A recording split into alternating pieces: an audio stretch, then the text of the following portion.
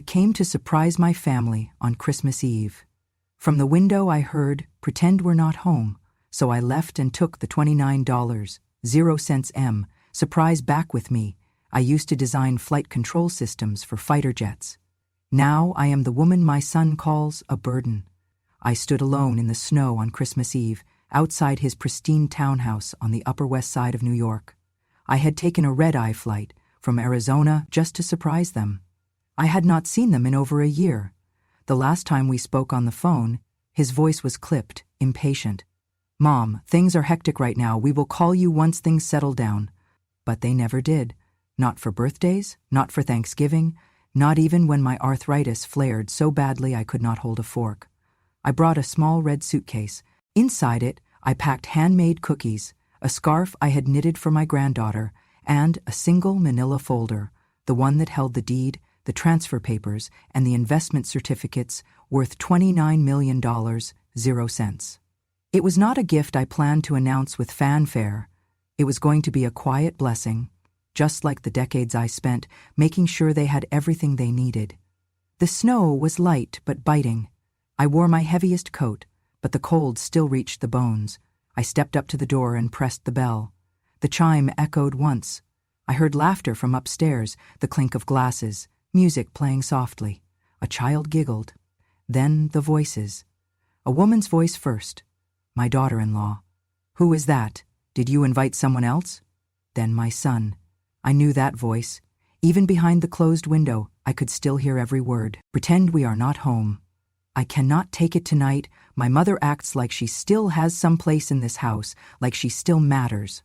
There was a pause. "Just mute the bell, close the blinds. She will go away." I did not move. My hand was still on the handle of my suitcase. My legs trembled, not from the cold, but from the weight of those words. A moment later, the music grew louder. I heard the blinds being drawn, the porch light turned off.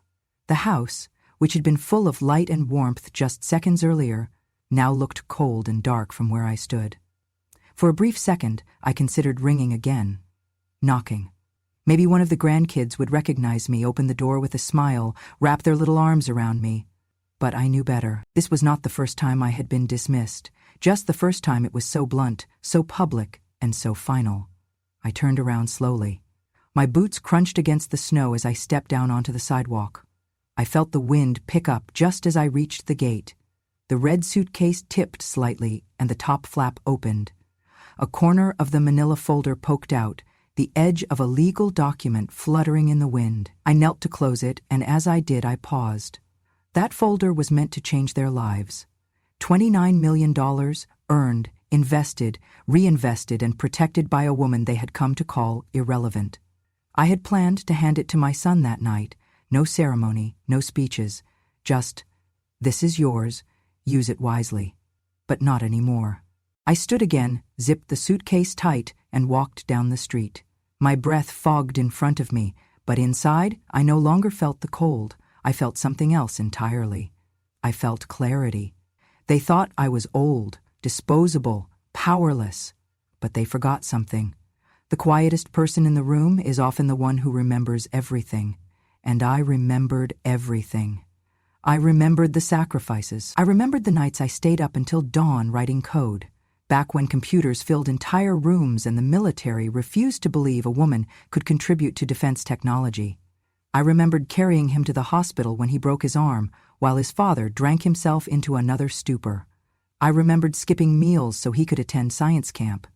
And I remembered how proud I was when he became an engineer. I thought, he inherited my mind, my fire. But I was wrong. He inherited my fire, yes, but not my heart. They called me a burden. They forgot who built the bridge they walked on. They forgot who taught them how to cross. I did not cry as I walked. Not that night. Tears would have been wasted. Instead, I pulled out my phone, booked a room at a quiet hotel near Central Park. I ordered soup, a soft bed, and silence. And before I slept, I took the folder from my suitcase and set it on the desk beside me. I looked at it long and hard, and I whispered to myself, "It is still mine. And now I get to decide what kind of legacy it will become." Outside, the city glowed with lights and joy. Inside, A grandmother slept peacefully for the first time in years, knowing that the people who shut the door on her had just shut the door on everything they never knew they needed, and she was finally free. They never asked what I did before I became a mother. It was as if I only began existing the day I gave birth, as if the woman I was before had evaporated into the ether the moment I held my baby boy in my arms. But I remember her, I remember me. I was 22 when I was accepted into a classified government program focused on computational systems for military aircraft. It was 1962. I was one of only 3 women in the room, and the only one not assigned to secretarial duty. My professors had vouched for me. They said, "She doesn't speak much, but when she does, you'd be wise to listen." I wrote my first flight algorithm by hand, on lined paper, with a mechanical pencil. There were no modern monitors, no keyboards. We coded with punch cards and stacks of paper taller than we were. I used to sit for hours mapping equations for angle correction in supersonic speed adjustments. It was math that could make or break a jet's mission. 1 decimal off and a pilot could be dead. I was good. No, more than good. I was precise, relentless, quietly exceptional. By 24, my work had been integrated into the early radar feedback systems on U.S. fighter jets. But no one outside the lab would ever know. Our names were not printed, and we were told not to speak of our contributions. Secrecy was part of the job, and I accepted it. I believed I was helping protect something bigger than myself. Then I got pregnant. I still remember the meeting. A man in a gray suit, 20 years older than me, looked down at the swelling of my belly and said, "You will need to step away. A woman in your condition cannot be around this equipment." "What if you faint? What if the stress affects the child?" I asked, "What about my clearance?" He folded his arms. "You'll be suspended, temporarily. We'll reevaluate after the birth." They never reevaluated. Once the baby came, the badge never came back. My security access was revoked, my name taken off the rosters.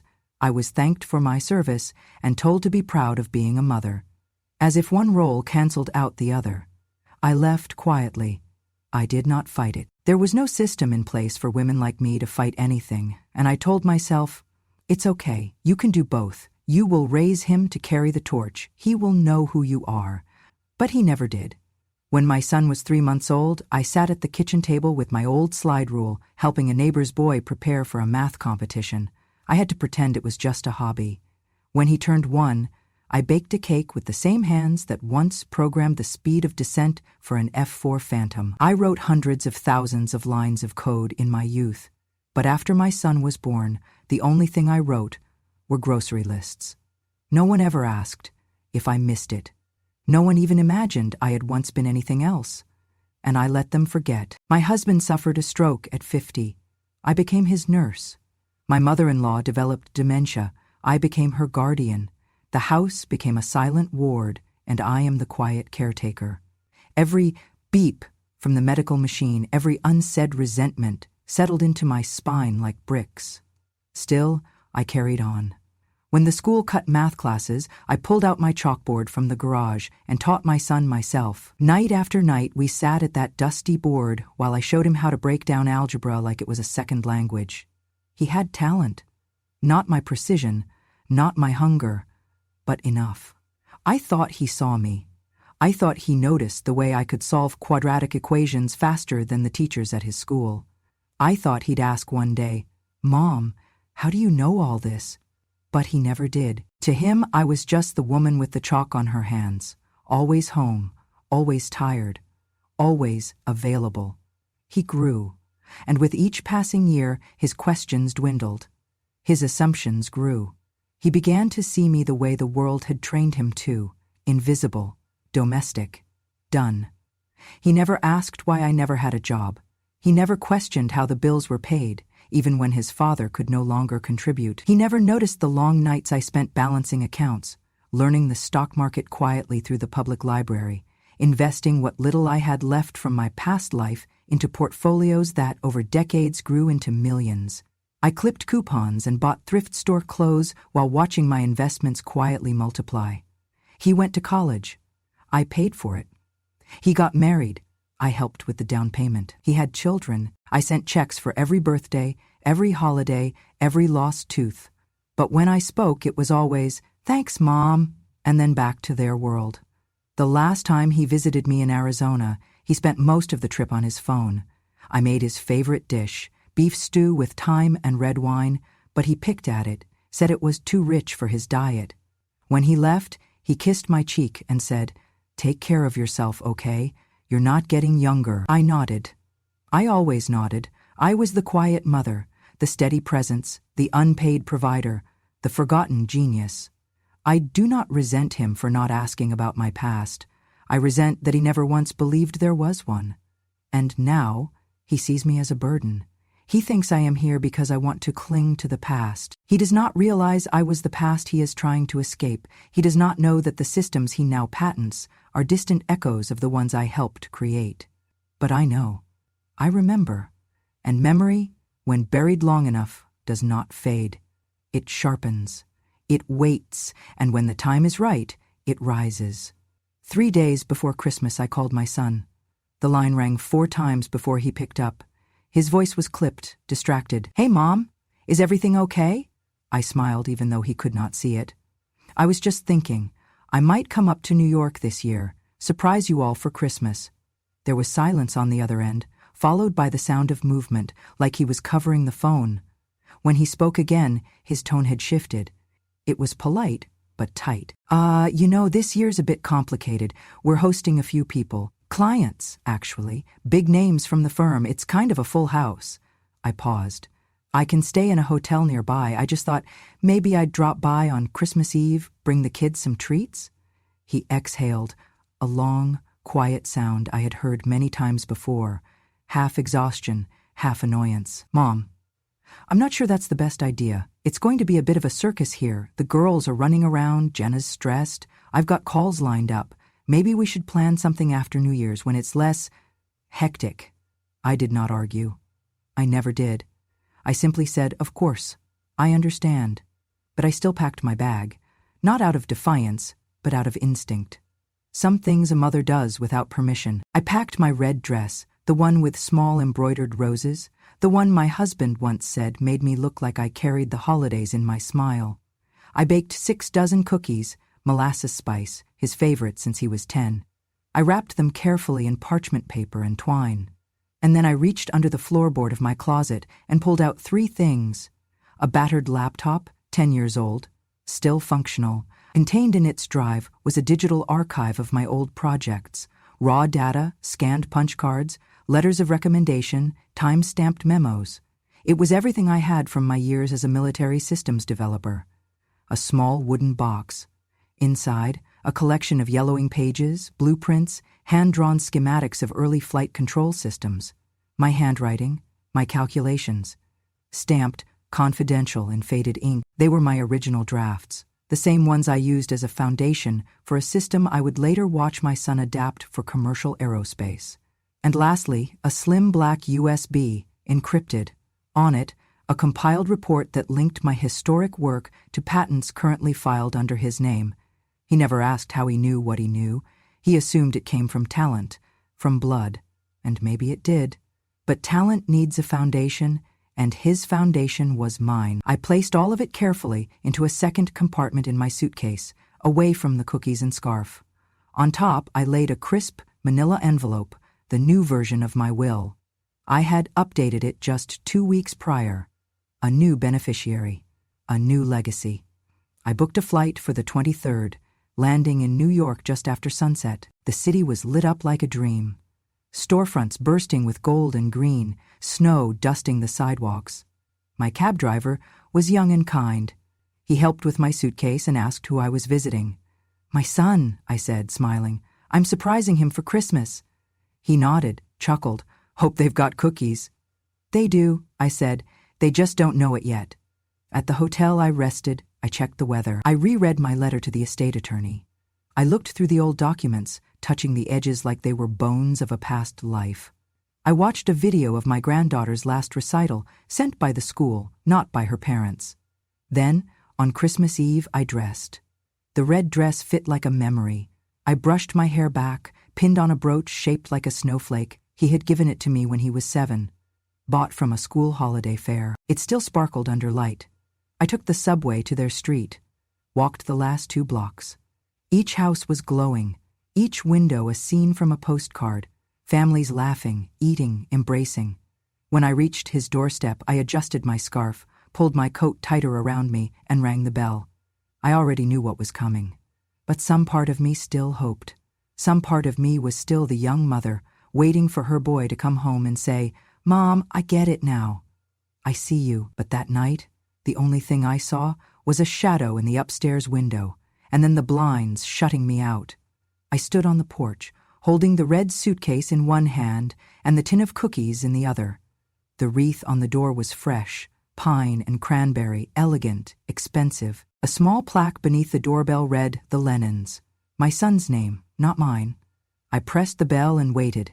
Inside I heard footsteps, laughter, then silence. Moments later, the blinds on the tall front window shifted, just slightly, just enough for someone to peek through, and then a small face appeared. It was her. My granddaughter. She must have been 6 now. Her eyes lit up when she saw me. She pressed her tiny hands to the glass and squealed, "Grandma, Mommy, Daddy, Grandma's here." My heart lifted, just for a second. That brief, beautiful second when a child remembers love before learning shame. Then I saw my son. He rushed into view, crouched to her level, and gently pulled her away from the window. I could see his lips moving. Firm, stern, rehearsed. "No, sweetheart, Grandma's not staying. Go help Mommy in the kitchen, okay?" She hesitated, then nodded. He stood. His face came into view fully now, just behind the glass. He looked older than I remembered. Thinner. Sharper. Maybe it was the angle. Maybe it was the light. He didn't open the door, he just looked at me. I smiled. I gave a small wave. He didn't wave back. I heard the door unlock, then open, just slightly. An inch. 2 inches. "What are you doing here?" he asked, his voice hushed but laced with irritation. "We want peace this Christmas." I opened my mouth to answer, to say, "I brought cookies," or "I missed you," or even just "hello," but I never got the chance. Jenna, my daughter-in-law, appeared behind him. She was dressed in a shimmering cocktail dress, holding a wine glass. "Oh," she said flatly, "hi, we weren't expecting—" She didn't finish the sentence. I nodded. "I just wanted to surprise the kids." Jenna glanced toward the living room. "We've got guests, clients from Ethan's firm, big names. It's not really the best time." "I won't stay," I said quickly. "I just thought maybe I could drop these off." I lifted the tin of cookies. She didn't take it. My son turned to her, whispered something I couldn't hear. She looked back at me and smiled, a smile like froth. "Mom, you're here. You should understand. We have important guests. You shouldn't make things difficult for us." I held still. I wanted to say, "It's just 5 minutes. I'll sit in the corner. I'll be invisible."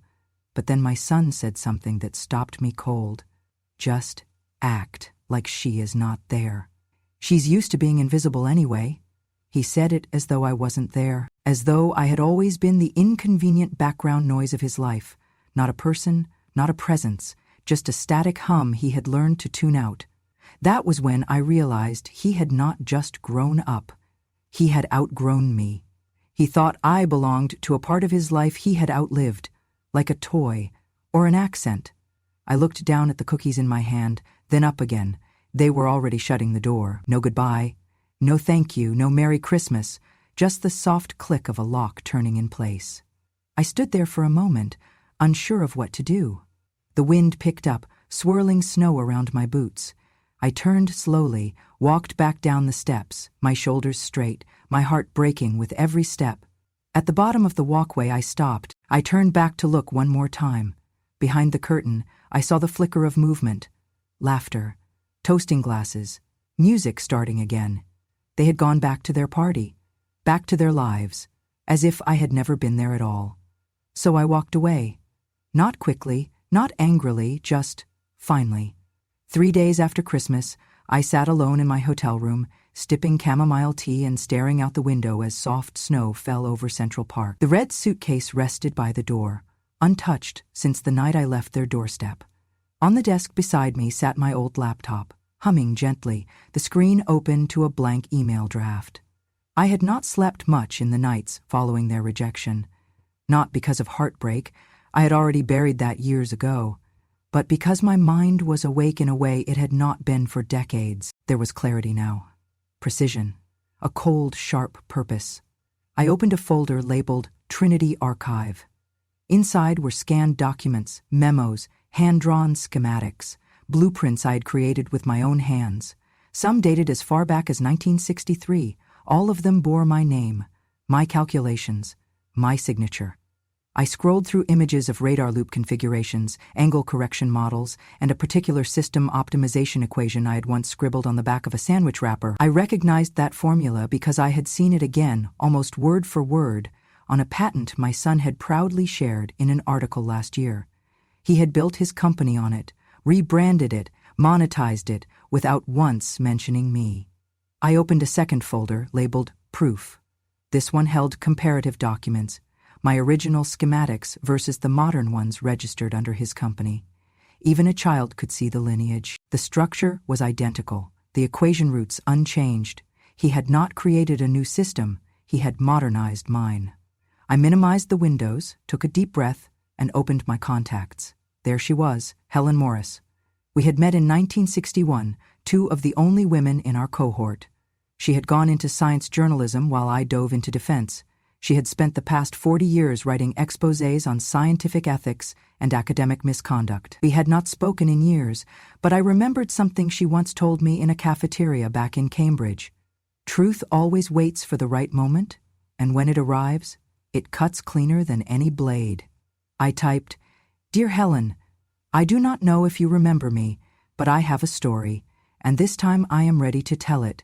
I attached the files, the documents, the comparisons, the encrypted USB contents. I ended the email with one line: "He took my work, my silence helped him build it, but now I am done being quiet."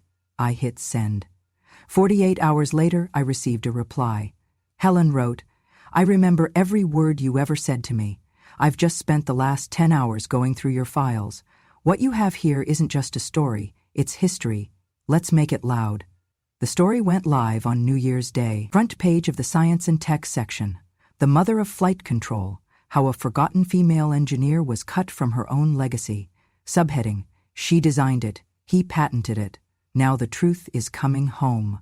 Within 24 hours, the article had over 2 million views. By the third day, it made the front page of the Sunday Times. The article detailed my original contributions to the early radar and flight control systems. It laid out the timeline of my government clearance, my forced resignation upon pregnancy, and the quiet decades that followed.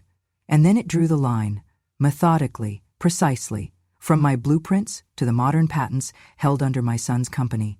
They quoted me in the final paragraph.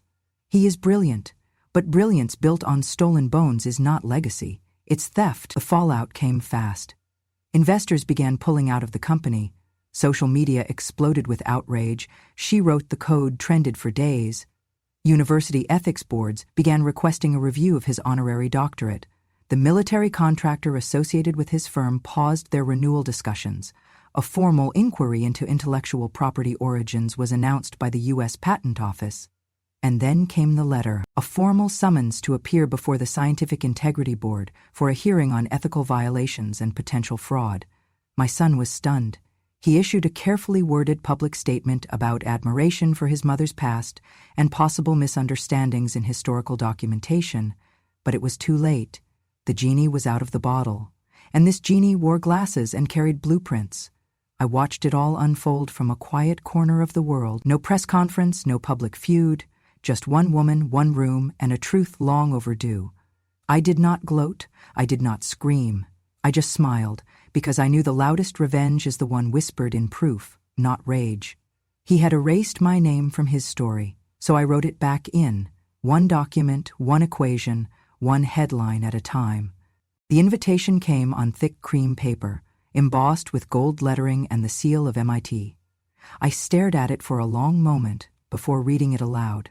"You are cordially invited to deliver the keynote address at the MIT Women in Science Recognition Gala, honoring those whose work has silently changed the course of American innovation." I held the paper in both hands, as if it might dissolve. 60 years after they erased my name, they wanted me to speak. I arrived in Cambridge on a bright spring day. The campus was alive with blossoms and the low hum of minds in motion.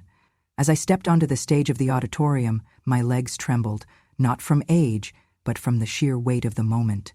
The crowd rose, not for a politician, not for a CEO, for me. Behind me, projected on a screen that reached from floor to ceiling, was a black and white photograph of a young woman with thick glasses and tightly pinned hair, standing at a blackboard filled with equations.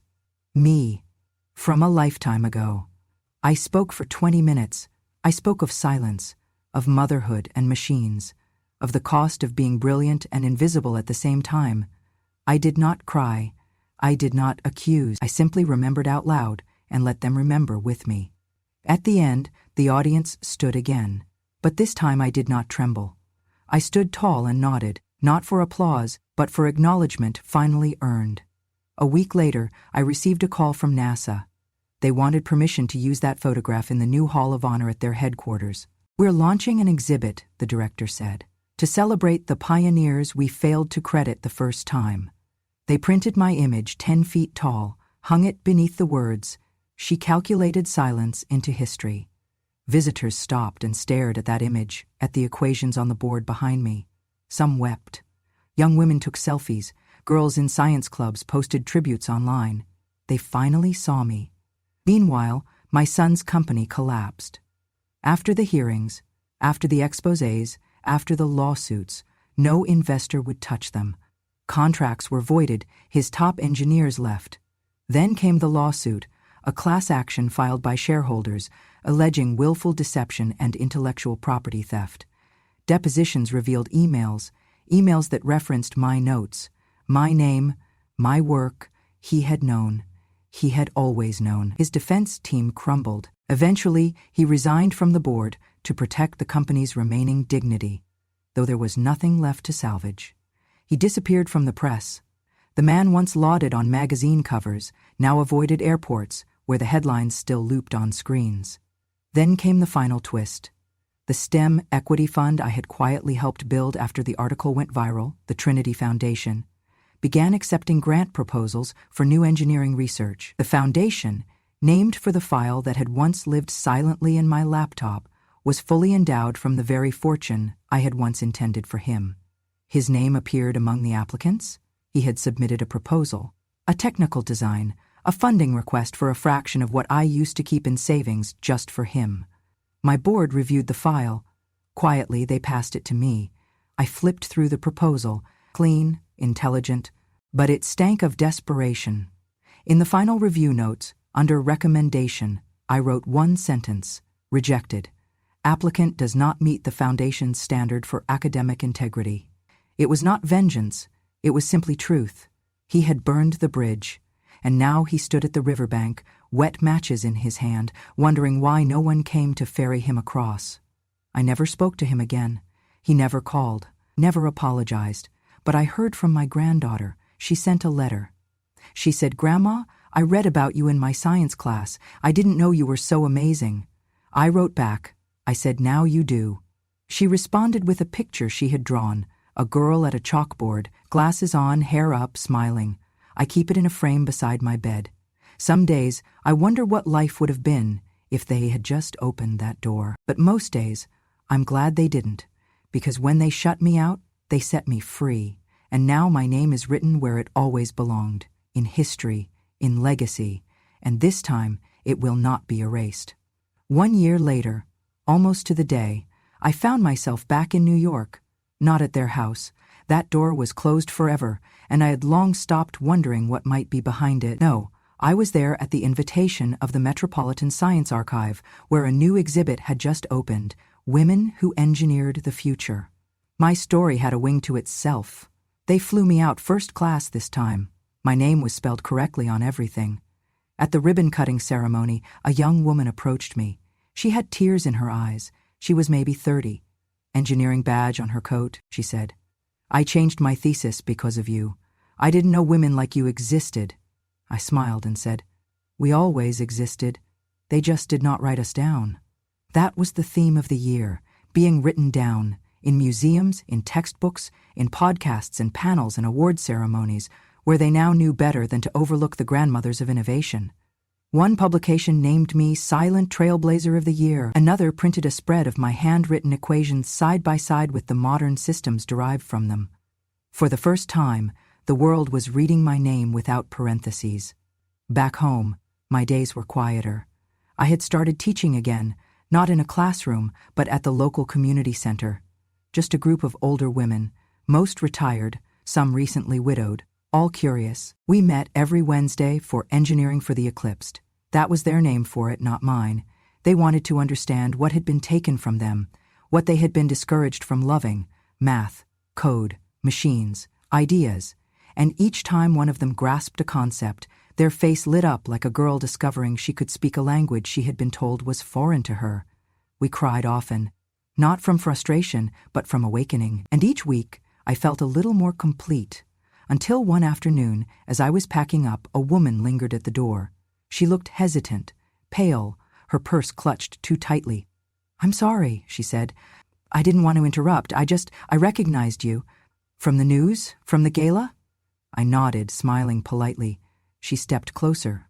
"You don't know me, but my husband worked with your son." Ah, there it was, the past knocking again. "I won't stay long," she said. "I just thought you should know. They're divorcing, your daughter-in-law and him." I blinked. "I see."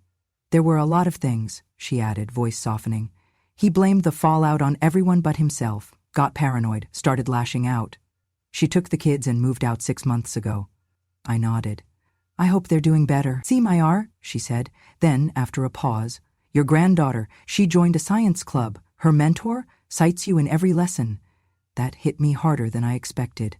I thanked her. She left. And I sat in the empty room for a long time, not sad, not triumphant, just still. That night I received a call, a blocked number. I let it ring 4 times before answering. "Hello?" There was silence at first, then a breath, and then, "It's me," his voice, hollow, older. "I'm not calling to ask for anything," he said.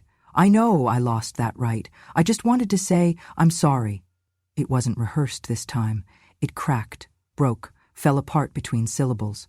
"I destroyed everything," he said. "The company, the trust. I even ruined my marriage." He exhaled sharply, like it hurt to admit. "I used to tell myself I earned it, that it was mine to take, but it wasn't. And I see that now." I said nothing. I let the silence speak for me. Then he said something I did not expect. "I started teaching.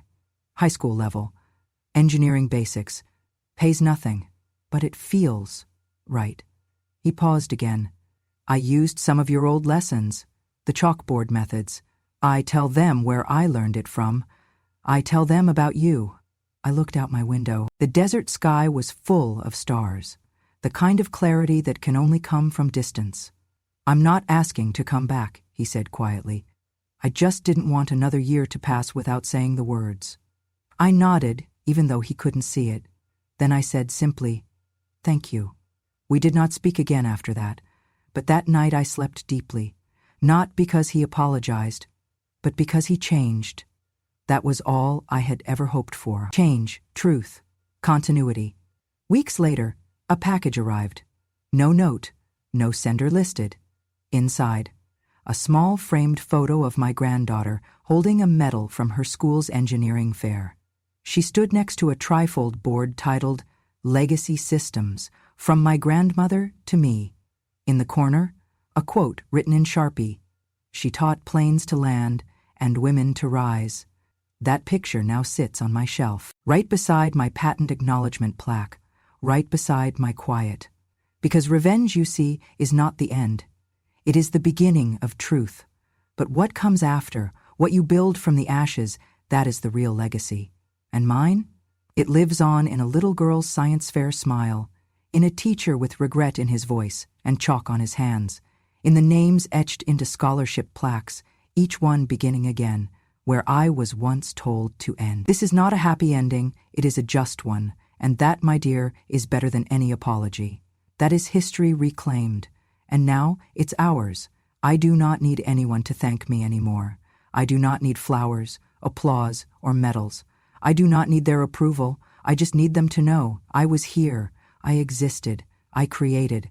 I carried a nation's defense on my back, then carried groceries home for a family that forgot. And yet, through it all, I endured. Because brilliance does not disappear when it is ignored, and wisdom does not expire when it is aged. The world tried to erase me, my own blood tried to silence me, but I remembered. And now, the world remembers too. To every woman who was told to be quiet, to stay small, stay soft, stay out of the way, I say this: stay strong. Write it down, keep the records, because one day they will ask, where did this come from? And your truth will answer, even if your voice is gone. This was my story, one of many. If you've ever been overlooked, underestimated, or forgotten, then you belong here too. Subscribe to Grandma, True Stories, where silence becomes strength and the quietest woman in the room finally gets the last word. Because revenge has no expiration date. And wisdom? Wisdom never fades.